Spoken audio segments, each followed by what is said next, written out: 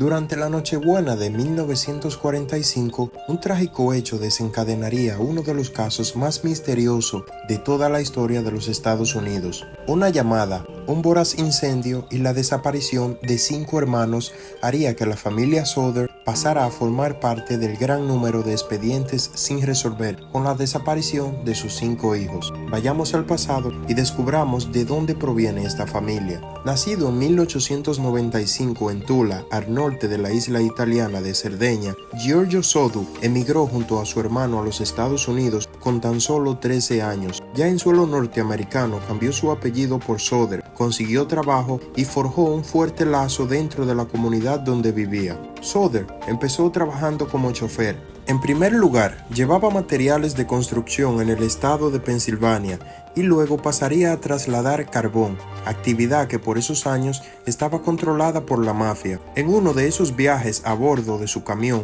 Souther ingresó a un comercio y conoció a la hija del dueño, Jenny Cipriani. Como él, la joven había llegado a los Estados Unidos junto a su familia cuando era solo una niña. Cipriani y Souther se enamoraron y se instalaron en una casa de 2 plantas en las afueras de Fayetteville, una colonia de italoamericanos en el estado de Virginia. Allí el matrimonio tuvo un total de 10 hijos. Rápidamente, la familia se ganó el lugar en el corazón de los vecinos por la ayuda que le brindaban. Pero lejos de la bondad que ofrecían, la familia Souther sufrió una horrible tragedia en la primera Nochebuena de la posguerra. De madrugada, el matrimonio y 4 de sus hijos dormían en la planta baja de la casa de Fayetteville. Arriba estaban los otros 5. Solo Joseph, el segundo de ellos, faltaba, porque le había tocado prestar servicio militar. En medio de la noche, una llamada interrumpió la inquietud de la casa. Jenny contestó el teléfono, pero se trataba de una llamada equivocada. La mujer notó algo fuera de lugar. Las luces de la casa estaban encendidas y la puerta principal había quedado entreabierta. Apagó todo y volvió a la cama. Luego de unas horas, un golpe seco en la parte superior de la casa y un fuerte olor a humo los despertó. Al salir de la habitación, vieron el mismísimo infierno en el interior de su hogar. Las llamas se apoderaron de todo, consumían la madera, en especial la de la escalera que conducía a la planta superior donde descansaban sus 5 hijos. Con gritos desesperados, los Souther intentaron despertar a sus hijos, que se encontraban en la parte alta de la casa. Sin embargo, no hubo respuesta. Este hecho hizo que en primer momento pensaran que los niños ya habían escapado de la vivienda. El matrimonio y los 4 hijos que dormían en la planta baja salieron y pidieron ayuda a sus vecinos. George intentó llamar a los bomberos, pero las líneas de teléfono estaban cortadas.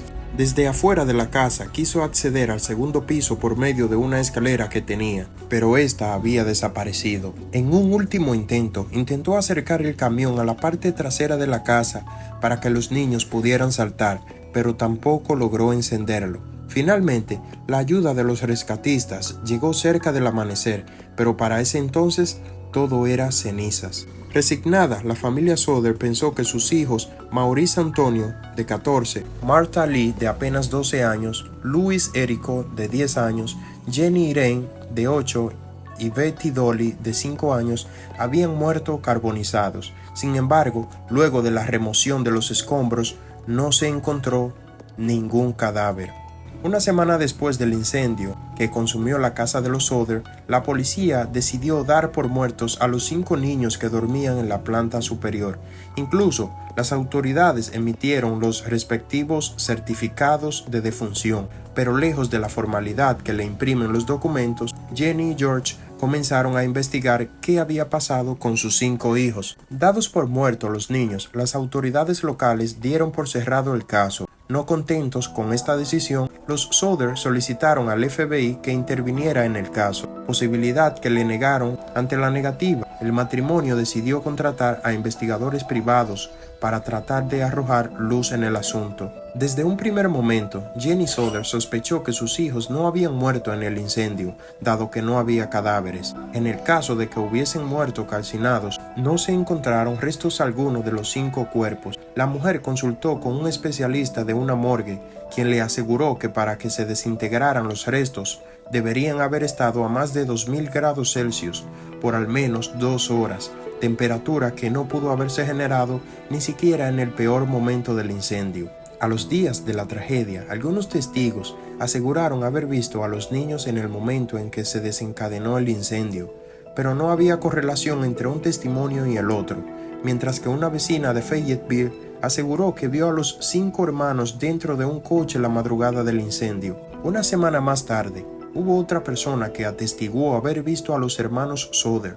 Esta vez, el testimonio fue de una mujer que trabajaba en un hotel en Charleston, Carolina del Sur, a 700 kilómetros del lugar del incendio. En 1968, los Souther recibieron una carta con una fotografía de un hombre de aproximadamente 30 años. Sobre el margen superior de la foto se podía leer Louis Souther, I love brother Frankie, little boys. La carta había sido sellada en Kentucky y George envió a un detective a investigar dado que Jenny estaba muy segura de que se trataba de su hijo. Sin embargo, los estudios y la tecnología de la época no lograron identificar al hombre de la foto. Meses después de haber recibido la fotografía del joven que se parecía a Louis, George Souther murió a la edad de 74 años. Su esposa siguió buscando a sus hijos exhaustivamente hasta su muerte en 1989. Pese a los esfuerzos de estos padres, las jugosas recompensas ofrecidas nunca supieron qué pasó con sus hijos.